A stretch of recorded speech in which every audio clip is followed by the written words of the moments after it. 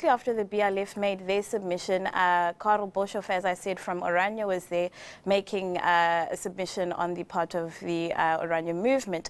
Now, he was a bit more tempered than I think anyone had expected, saying that while they don't support amending Section 25 of the Constitution, they do support just and equitable access to land and are open to discussions on how this can be done, but without obviously that component of no compensation. So speaking sort of in the same line as them was Agri-Say earlier this morning, and they actually alluded to the economy quite extensively and touching on the announcement of the technical recession that we are now in, saying that South Africa's economic situation is partly in the situation it is rather because of things like this land debate we're having, and perhaps our focus should be just on fixing our economy instead of maybe putting it in more dire straits. So let's just take a listen to what they had to say earlier.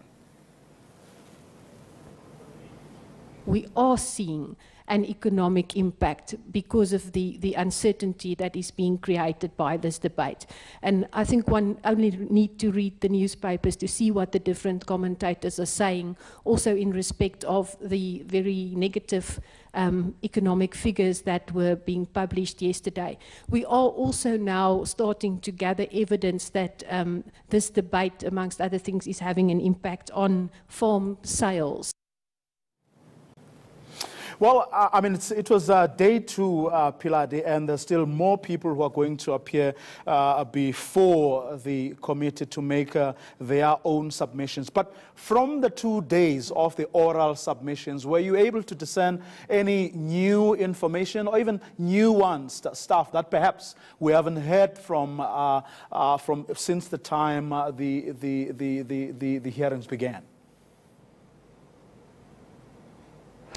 So I think the nuances that have been most welcome in these oral submissions that are being made is, as the directive by this committee is to say yay or nay and why or why not. And I think these various stakeholders who so far have brought forth their presentations have done that very well.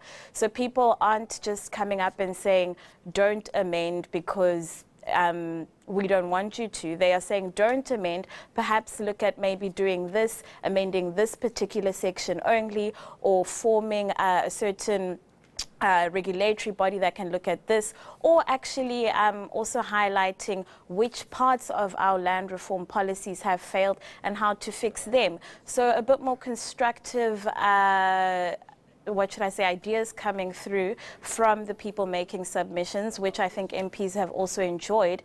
And we've seen through their deliberations that they are asking questions of clarity as opposed to having those sort of back and forth debates about you're wrong because this, but rather having actual meaningful engagements around the ideas people have. So I think that'll come in handy when it comes time to drafting that final report with recommendations for the National Assembly to look at.